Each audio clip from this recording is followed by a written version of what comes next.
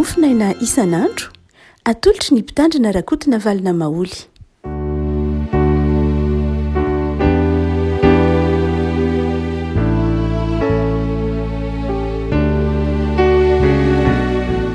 Fanarabantsika riavako malala tratrety talata fa 20 ny volana aogositra ity. Ny mofinaina voalahatra ao antsika dia ny filazan'ny tsaramasinà araka ny marika. Marika toko fafito, marika toko fafito andiny fa 410 ka hatramin'ny fahatelo amby roapolo. Marika toko fafito andiny fa 410 ka hatramin'ny fahatelo amby roapolo vakintsika amin'ny anaran'i Jesosy. Ary niantso ny vahoaka akeo aminy indray Jesosy ka nanao taminy hoe mihaino ahy ianareo rehetra ka mahafantara, fa tsy ny zavatra avy eo ivelany izay miditra ao anatin'ny olona ny mahaloto azy, fa izay mivoaka avy ao anatin'ny olona ny mahaloto azy. Ary efa niala teo amin'ny vahoaka Jesosy ka niditra teo an-trano dia nanontany azy ny mpianany amin'ny izany fanoharana izany, ary hoy izy taminy: ay ianareo koa aza mba tsy mahafantatra? Tsy fantatrareo va fa izay rehetra eo ivelan'ny olona ka miditra ao anatiny dia tsy mahaloto azy, satria tsy miditra ao am-pony izany fa ao an-kibony ihany, ka dia mivoaka ao amin'ny fivoahana. Izany no lazainy mba ahadio ny hanina rehetra. Ary hoy izy: izay mivoaka avy ao amin'ny olona dia izany no mahaloto azy, fa avy ao anatin'ny olona dia avy ao am-pony no ivoahan'ny sain-dratsy, dia ny fitsangatsangana, ny halatra, ny finoan'olona, ny fakambadin'olona, ny fieremana, ny lolo-po, ny fitaka, ny fijejoana, ny masoratsy, ny fitenenany ratsy, ny avonavona, ny fahadalàna. Izany zavatra tsy rehetra izany no mivoaka avy ao anatin'ny olona ka mahaloto azy. Ray masina manomasinana ny fahamarinana ny teninao no fahamarinana. Amen. Nanitsy tanteraka ny fomba fijerin'ny judaisma na ny fomba fijerin'ny jiosy ny atao hoe fahotana ny fampianaran'i Jesosy amin'ity marika ity. Matetika moa na ny marimarina kokoa, tsy hoe matetika fa izay mihitsy moa ny fampianaran'i Jesosy dia nandrava ireo hevi-diso maro isan-karazany momba ny fampianarana jiosy, izay vokatry ny fampianarana ireo fariseo sy ireo mpanoloran-dalàna dia ny fivilian-dalana momba ny fivavahana, momba ny lalàna, momba ny etika, ary dia isan'izay noresahin'i Jesosy momba ny antsoina hoe fahotana eto. Ny jiosy izay ataontsika hoe fatra-pihevitra fa ny fahotana dia avy any ivelany no miditra ao anatin'ny olona. Ny jiosy dia nihevitra manao hoe ny hafa no mahampanota azy, izany hoe ny hafa mandrakariva no tompona andraikitra amin'ny fahotana izay mahampanota azy. Raha ohatra ka mifanerasera amin'ny mpanota izy dia mifindra ny aminy ilay ota, fa raha mifanerasera ny marina izy dia tsy manota izy. Izany hoe ny heverina fa ny fiarahamonina no simba, dia fiarahamonina io no mahatonga azy manota, mahatonga ny olona manota, satria miditra ao anatin'ny olona ilay fahotam-piarahamonina. Ary mahatonga ny jiosy ny atakataka, indrindra ny fariseo ny atakataka nanadio tena, tsy ny fariseo ihany fa na ny mpanoran-dalàna, tsy ny mpanoran-dalàna ihany fa ny ohatra hoe ny Esenianina, ry Jaona mpanomban-diza sy ny namany dia niataka ny tokamonina mihitsy, satria nihevitra fa zao tontolo izao no manimba, zao tontolo izao no mandoto. Tsy dia hoe diso loatra akory izay lafin-javatra izay, tsy hoe diso kory fa misy lafin-javatra izay tsy amin'izay lafiny ara-panahy, satria manjary mandositra izao tontolo izao, manjary miataka amin'izao tontolo izao, ary manjary mihevitra ny tena ho tsara na mihevitra ny hafa ho ratsy mandrakariva. Ny fiaviana manao hoe ny mahampanota dia zavatra izay avy any ivelany, izay jeren'ny masoko, izay kasihan'ny tanako, izay resahako, izay no mahampanota. Fa rehefa alana amiko izay rehetra dia izaho tsy manota. Dia hoy Jesosy tsy izay no misy, tsy izay misy fa mifamadika amin'izay no misy. toetsaina io dia tsy amin'ny lafiny hoe fomba fijery mihitsy ny maha olona teo amin'ny jiosiany ny diso ny anthropolojia ny jiosiany fa teo amin'ny lafiny ataontsika hoe egleziolojia mihitsy ko zany hoe na dia ny fomba fijeryn'ny jiosy ny fiangonana azy ny fomba fijeryn'ny jiosy ny tempoly aza dia hafa mihitsy zay natonga azy nanao hoe ity ny tempoly dia ary ny kianjan'ny jentilisa ary ny kianjan'ny tempoly zany hoe lay tsy eo amin'ny lafiny hoe anthropolojia any hoe amin'ny fomba fijeryn'ny jiosy ny olona ihany no hafa ka mahatonga azy manilika ny hafa fa nanjary fomba fijeriny atsony hoe fiangonana mihitsy nanjary fomba fijery ko hoe ny fiarahamonina mihitsy ka mieritreritra manao hoe atao anatin'ny tempoly ihany no misy fahamasinana fa ivelan'ny tempoly dia fahalitoana tsy hoe diso akory zay fa zao misy sary tiany Andriamanitra nampitaina raha nyresaka an'izany tao amin'ny bokin'ny Exodosy izy raha nyresaka ny fahamasinana tany amin'ny bokin'ny Exodosy izy na tany amin'ny bokin'ny Leviticus dia tsy hoe fahamasinana entina aniliana ny hafa fa fahamasinana izay entina hitaomana ny hafa ho ao amin'ilay fahamasinana ihany koa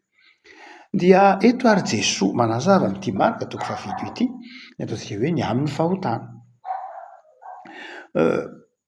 amin'ny teny mazava be amin'ny teny grika ny teny hoe amartia na fahotana dia misy karazana ataontsika hoe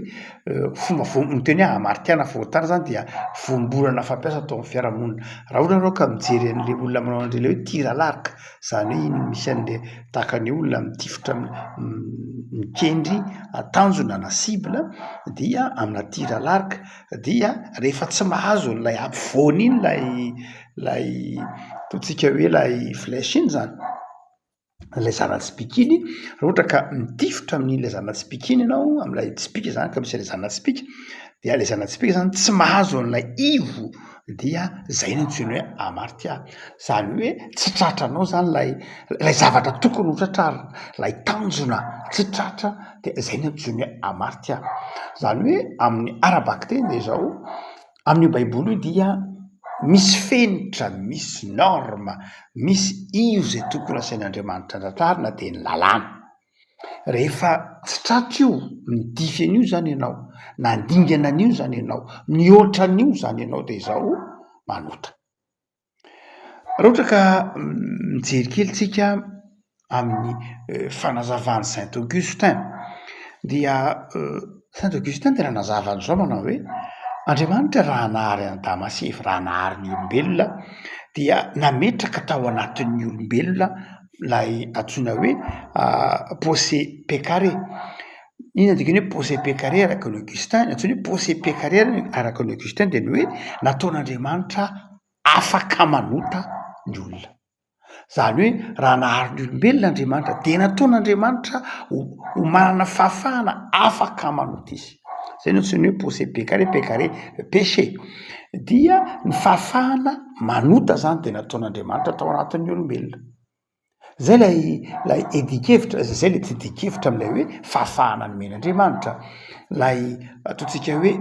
ao anatin'ilay endrik'Andriamanitra ao anatin'ilay imago Dei ao anatin'ilay endrik'Andriamanitra dia zao nomen'Andriamanitra fahafahana izy ireo teolojianina ataontsika hoe néo-orthodoxe tahaka ny Barthes dia manana fanazavana be mihitsy momba ny ataontsika hoe momba ny endrik'Andriamanitra tahaka ny hoe ny mahalahy sy ny mahavavy hoy Barthes dia endrik'Andriamanitra tsy amin'ny lafiny hoe izay endrika ivelany amin'ny bikatsika loatra tsy izay ihany no Barthes fa izao lay toetra mihitsy koa dia lay toetra mahay manavaka lay toetra mahay misafidy lay ataontsika hoe raisonnement lay olona afaka mieritreritra lay olona afaka mamakafaka dia ao anatin'ilay toetra izay nataon'Andriamanitra no zany dia manaraka ny fampianarana Augustin tsika izy manao hoe ny olombelona dia nataon'Andriamanitra afaka manota nataon'Andriamanitra afaka manota fa izao koa Augustin ny olona koa nefany de nataon'Andriamanitra ao anatin'ny olona koa ny antsoina hoe non posé non pécaré, zany hoe nataon'Andriamanitra ao anatin'ny olona koa ny fahafahana tsy manota.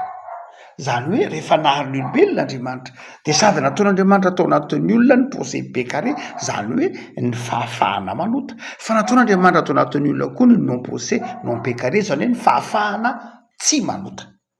Reo zany de samy nataon'Andriamanitra atao anatin'ny olona ny fahafahana manota sy ny fahafahana tsy manota. Saingy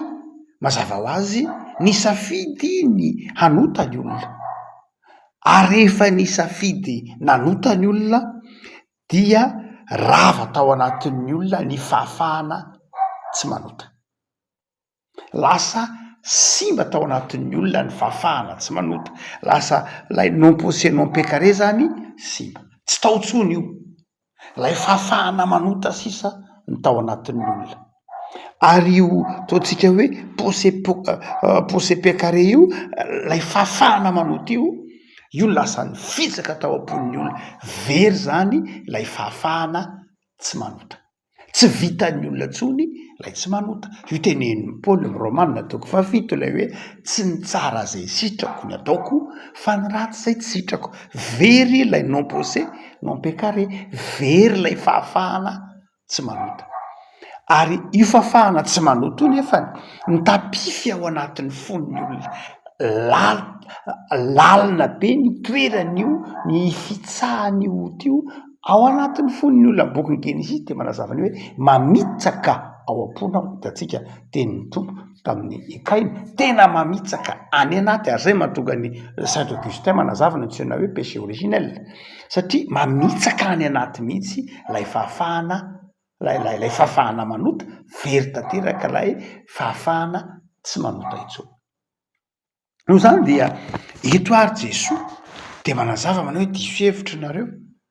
fa izaho lay ota de efa nifitsaka ao anatinareo, ao anatin'ny fonareo le ota. Zany hoe avy any anaty lay izy zavatra avy ao anaty no mivoaka ity ivelany. Raha miteny Jesoa hoe toy fo dia esoreo an-tsaina ny eritreritra lay hoe tova lay kardia, lay hoe fo mitebo ihany, fa raha miteny hoe ao anaty de zao milaza zavatra lay lasa mamaritra lay mahizy ny olona, lasa latsapaka ao anatin'ny olona, mety ny sainy ve, ao am-pony ve, fa ao anatin'ny olona izy. Ary ao anatin'ny olona lay ota dia tsy zavatra statika, tsy hoe zavatra mipetra-potsiny de miandro fotsiny lay ota, fa rehefa ao anatin'ny olona lay ota ka takona lay non posé non pécaré de zao manjary mibaiko an'ilay olona lay ota, manjary mifehy ny fijeriny, mifehy lay raisonnement, mifehy lay fahafahamanao zavatra, mifehy ny intelligenceny mihitsy azy, mifehy lay maha olona azy lay ota, satria ao anatin'ilay ota. De hoy Jesoa tanareo hoe avy ao anatinareo daholo, avy ao anatin'ny olona daholo ny voan'ny ratsy rehetra, avy ao anatin'ny fisainan'ny olona, zany hoe ny fanirian'ny olona, ny izay rehetra ataon'ny olona de baiko ny mahampanota azy. Misy ame ohatra anankiray koa sika, nde ataontsika hoe misy olona anankiray zay heverinao hoe marina sy tsara eo anivon'ny fiarahamonina, toy ny hoe mendrika, fa izao mazava io fa na iza ho Paoly, tsy hoe satria manana fahamendrehana amin'ny lafiny moraly ianao hoe zange tsy manota, zange zao. Ny théologianina réformé de manazava fa ny fahotana ny amartya na ilay reota ao anatintsika dia misy karazany anankiroa, misy ny ataony hoe péché de commission sy ny péché de l'omission. Ny antsoiny hoe péché de commission de zao lay ota izay mialatsiny amin'ny teny frantsay kely indraindray loko fa tsy de manaingana antsika raha teoko nge zany. Dia ny péché de commission de ny hoe lay ota izay ataotsika, lay ota izay ataotsika, lay baikony lay aty anatintsika dia ohatra hoe aty anaty lay ota dia mibaiko ny fijery, mibaiko ny atao, mibaiko ny fiteny, mibaiko ny zavatra maro samihafa, dia mandika ilay didin'Andriamanitra, tsy mahatratra ilay tanjona araka ilay teny antsika hoe amarika aho. Zay ny antsoina hoe péché de commission, zany hoe zavatra atao zany. Fa izao nefany misy koa ny péché d'omission, zany hoe ilay tsy fanaovanao ilay zavatra tokony nataonao, ilay tsy fanaovanao ilay zavatra tokony nataonao. Ary be deabe ny kristianina diso hevitra, mieritreritra foana fa hoe ny antsoina hoe fahotana dia izay atao ihany. Tsia péché de commission zay, zany hoe rehefa ohatra ianao ka nangalatra, nitsangatsanga, nandainga, tsy tia namana, nakala olona, nanisy raha tsy fenan'olona, nanimba, zany rehetra dia péché de commission, diso fahotana zay. Fa izao ny tsy fanaovanao ny tokony natao koa péché d'omission, zany hoe raha misy zavatra tsy tokony nataonao nefa tsy nataonao, de fahotana koa zay. Ohatra hoe misy zavatra nandrasana aminao, dia satria mazava fa ny fahotana de miteraka akamona, miteraka mazava ny fanazavana, ataontsika hoe ny fanazavany Barthes, ny hoe ny fahotana dia ataontsika hoe aliénation hoy Barthes, zany hoe ny fahotana dia tsy maninona koa na éloignement, zany hoe fiatahana, fantsirana an'Andriamanitra, izay miteraka fahalainana, izay miteraka akamona, izay miteraka fahaverezana lay toetsaina mahary ao anatin'ny olona. No zany de izao ny olona kamo amin'ny lafiny manontolo de izao manotisy. Ny olona tsy manao, raha ohatra ka hoe tokony manadio trano ianao, tokony manadio tanàna ianao, ka miteny hoe tsy andraikitra ngesany, de manao péché d'omission ianao, hoe tsy mety tsy mankalatra ianao, fa zao mety tsy mamono olona, mety tsy mijangatsanga, fa izao misy zavatra be deabe nandrasan'Andriamanitra taminao, nandrasan'ny fiarahamonina taminao, fa tsy nataonao de diso ianao. Ohatra hoe tokony ama olom-pirenenanao de tokony nandohetra ianao Paoly, aloavy ny hitranao, ama olom-pirenenanao de tokony ho nandray andraikitra ianao amin'ny fahadiovana, amaray-pianakavinanao de tokony karakara ny ankonanao ianao, amin'ny vady aman-janaka anao, amareny mpianakavinanao de tokony taiza ny ankonanao anao, amazanaka anao de tokony natsiaro ny ray aman-dreninao ianao. Zany hoe zay no antsoina hoe péché d'omission, zany hoe mety misy zavatra nandrasana amintsika nefa tsy nataontsika de manota ihany sika. Mora kely mantsy ny mitsara olona am'lay amin'ny zavatra natao, le péché de commission, mora kely mahita io eny fa mamy, io eny fa nangalatra, io eny fa zao, mora ny mitsara olona amin'iny, fa sarotra ny mitsara olona amin'ny hoe ary ianao mo mba inona nandrasana aminao. Zay le samaritana tsara fanahy, zay nahatonga an' Jesoa tezitra tamin'ny fariseo sy ny mpanao tanàna, satria ry zareo de masaka tao anatin'ny sainy manao hoe la ety ivelany ny tsarainy le péché de commission. Fa zao ny ataon'izy ireo anefany ilay péché d'omission de zao tena tsy ataony mihitsy. Bananareo ny olona ho Jesoa tsiditra ny fanjakan'Andriamanitra, bananareo ny olona, satria tsy ataonareo ny tokony atao, tsy ampianarinareo ny tokony atao izy. Mihoatra anankiray tsika, ataovy hoe misy lehilahy anankiray, misy ray mpianatra, ataovy hoe misy olona anankiray manaja ny ataontsika hoe tsy fantatro, ataontsika hoe ny fifamoivoizana, dia amin'ny ataovy hoe mandeha izy amin'ny lalana makany vato iny ohatra, dia amin'iny lalana iny de mazava ohatra hoe ity lalana ity dia tsy andehanana eo amin'ny 10 kilometatra isan'ora no azo andehanana amin'ity lalana ity, de manaja tsara izy, mandeha 10 kilometatra isan'ora izy, antsainy tsara 10 kilometatra isan'ora ohatra, dia mahita misy olona kosa nefa mandeha mirimorimo 20 kilometatra isan'ora na 100 kilometatra isan'ora, de mandeha tsara izy, milamina tsara izy, maka tsirotsirony tsara izy, mandeha amin'ny 10 kilometatra isan'ora, dia mandeha kosa ny olona dia misongona azy, tsy manahitra azy mihitsy mandeha mahita ny olona misongona azy 20 kilometatra isan'ora na 100 kilometatra isan'ora. Fa rehefa tonga tampon-tanàna ny vato ohatra de zao misy koseho manao hoe eto kosa de mandeha 30 kilometatra isan'ora, ary dia rehefa tonga amin'ny tampon-tanàna ny vato de zao izy mbola mahita tsirony ihany amin'ny 10 kilometatra isan'ora de zao na de efa misy soratra reo manao hoe 30 kilometatra isan'ora de zao mbola mandeha 10 kilometatra isan'ora ihany izy tsy raharaha iny le soratra hoe 30 kilometatra isan'ora satria finaritra fatany mihitsy a fatany soratra io zao satria tiany ihany lay mahafinaritra azy lay mandeha am'lay mahita tsirony am'lay 10 kilometatra isan'ora zay le teneniny teny français vertu civique zany hoe zao ka izy mandeha an'lay 10 kilometatra isan'ora tsy hoe lay lalàna tsy hoe lay lalàna no lay hoe voafetra 10 kilometatra isan'ora io fa la inona lay fahitany tsirony ao anaty mety amin'lay 10 kilometatra isan'ora fa rehefa nitadiavina am'izay mila mandeha 30 kilometatra isan'ora am'izay ianao de zao tsy namaiky intsony izy fa ny 10 kilometatra isan'ora ihany zay le ntsony hoe vertu civique zany hoe indraindray isika manaja ny sitrapon'Andriamanitra fa izao tsy hoe tiatsika Andriamanitra fa tiatsika ny tenantsika ajaitsika le sitrapon'Andriamanitra tsy hoe tiatsika le sitrapon'Andriamanitra fa ny tenantsika ny tiatsika ohatra manao hoe za tsy mangala satria ke fifidianana zao de za mbola mba ezaka mba ho montemontina satria fifidianana zao za zao mba ezaka mba ho montemontina satria fifidianana dekôlina zao za mba ezaka montemontina satria fifidianana ohatran'izao zao dia na koa hoe tsy fantatro za mba ezaka anao asa soa satria misy zavatra mba tiako hitan'ny olona hoe zao za mba te hanao zany hoe tsy tena lay fitiavana an'Andriamanitra tsy lay fitiavana lay an'Andriamanitra fa fitiavana ny tenantsika zany hoe manaja lay lalàna isika manaja lay fitsipikitsika tsy noho ny fitiavana an'Andriamanitra fa na noho ny tahotra miaja mamboninahitrytsika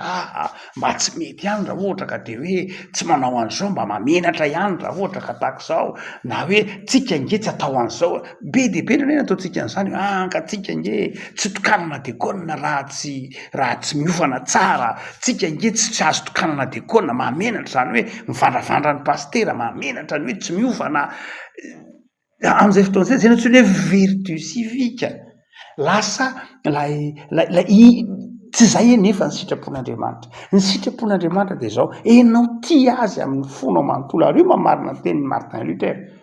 manao hoe tandremo tsara fa ny fahotana lehibe de zao ny fandikana ny didy lehibe indrindra de zao ny fitiavana an'Andriamanitra sy ny fitiavana namana Martin Luther de zay mahatonga an'i Jesosy ny teny hoe tandremo tsara fa ao amin'ny fonao io ny tapify lay fahotana tsika sendrasena nge raha ohatra ny baiboly raha ohatra ka ny testamenta vaovao raha ohatra ka ny soratra masina miteny hoe fiovam-po tsara dika mihitsy ny teny malagasy fiovam-po zany hoe famelana an' Jesosy hiditra ao am-po hanadio ilay toetra izay lay pensée pécaré hanadio lay fitiavana manao ratsy lay toetra mora manota hanadio lay fahafahana mezakazaka manao ota ary te ametraka lay adama vaovao te ametraka lay olom-baovao rehefa manana an' Jesosy anaty tsika rehefa mitoetra ato anatintsika ny fanan'Andriamanitra de zao lasa tonga hoentin'ny fanan'Andriamanitra ato anatintsika lay toetra very tany edena lay hoe non pensé non pécaré tonga ato anatintsika lay hoe fahafahana tsy manota intsony rehefa ato anatintsika ny fanan'Andriamanitra de mahatonga antsika manana herim-panahy handeha am'lay fahamasinana zay mahatonga ny Paoly teny hoe tsy nomeny Andriamanitra fanahy osa isika fa fanahy mahery lay fanahy mahery no mahatonga antsika manana lay toetra le zahantsika tao hoe non pensé non pécaré zany hoe mahatonga lay fahafahana tsy manota ary tsy hoe lasa anjely akory fa olom-baovao tsy hoe rehefa itoeran'ny fanahy masina akory de lasa anjely mety manota amin'ny lafina maha olombelona ihany fa tsy zay akory tsy zay ny zava-dehibe fa zao lasa haiko lay tsy manota teo aloha tsy mahay tsy manota mihitsy fa zao mahay tsy manota ara-sanatria manota ihany de zao mahay mibebaka zay le hoe non pensé non pécaré afaka malala enganenao iaino ny fanan'Andriamanitra enganenao atsiary fa ao am-ponao Jesosy zay manome anao fahafahana tsy manota ary fafahana tsy manota io dia fafahana mamerina anao ao amin'ny fitiavana an'Andriamanitra, fafahana mamerina anao amin'ny fifandraisana amin'Andriamanitra, fafahana manome anao fifandraisana amin'ny tenana ho lavorary, fafahana manome anao fifandraisana amin'ny zavaboary sy ny mpiara-belona aminao. Fanamasina ny hitarika anao ary hampahery anao ary hivimbina anao amin'ny fahasoavany. Hivavaka isika. Tompo misaotranao izahay fa mazava ny soratra masina. Ny fahotana dia mitapisy atao anatinay raha tsy manana anao izahay. Fa raha manana anao sy ny fanahinao masina aty anatinay izahay dia tonga zanakao Andriamanitra. Ary fantatray ny sitraponao, hananana ny herim-panahinao izany sitraponao izany. Ary raha tsy mahajoro izahay dia ampahirizinao, tao aminao hiavao isan'andro, tao aminao hiezaka, hiankina aminao, mba amin'ny fahasoavanao. Misaotra Tompo fa tsy nitao aminao hitsara ny hafa izay fa nitao aminao hitsara tena, tao aminao handiny tena, tao aminao ho tia namana, ho tianao Andriamanitra mihoatra noho ny zavatra rehetra, mba hananana fifaliana amin'ny fiainana isan'andro. Tompo misaotra amin'izao herinandro vao manomboka izao dia mitahy anay, mpahirizo izahay, mba ho fiainana feno fifaliana hatrany no iainanay ary fiainana feno fahatokinana ao Andriamanitra. Manjakà Tomponay mba hanananay fahadiovam-po, manjakà Tomponay mba hanananay fahafahana mamantatra ny sitraponao. Dia tahi Tompo ireo marary, jereo ireo manana olana, jereo ireo izay manana ady am-panahy hampahirezy Tompo, dia omeo anay ny fanambinana makivaky ity herinandro ity ary terakofy amin'ny fahasoavanao ny tokantranonay. Jereo ireo mpanaraka izao mofinahy izao, trotroanay am-bavaka Tompo mba hanana herim-panahy hatrany, hifaly amin'ny fanarahana anao. Jereo ny asan'ny tsirairay, jereo ny fanabeazana, jereo ny fijona vavolombelona, raha kofy amin'ny fahasoavanao. Mitahy anay Jesosy. Amen.